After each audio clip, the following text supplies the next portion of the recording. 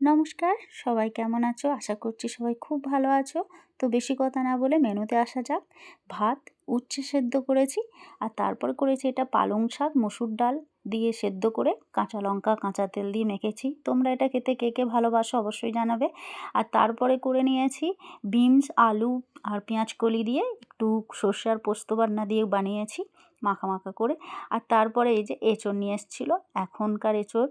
তো তারপরে এঁচোড়টাকে একটু কড়াইশুঁটি দিয়ে বানিয়েছি। আজকে চিংড়ি মাছ ছিল না বলে, মানে চিংড়ি মাছ দিতে পারিনি এঁচোড়ে। আর ডিম ভাজা করে নিয়েছি, আর স্যালাডের জন্য লেবু শসা আর একটু টক দই নিয়ে নিয়েছি। তো আজকে দুপুরে মেনু হচ্ছে উচ্ছে সেদ্ধ, পালং শাক সেদ্ধ মসুর ডালের সাথে, আর বিমসের পোস্ত, এঁচোড়ের তরকারি, ডিম ভাজা। তো আজকের মেনুটা তোমাদের কেমন লাগলো? একটা ছোট্ট লাইক করে আর সুন্দর একটা কমেন্ট করে পাশে থাকবে তোমরা অবশ্যই, এটা আমি জানি।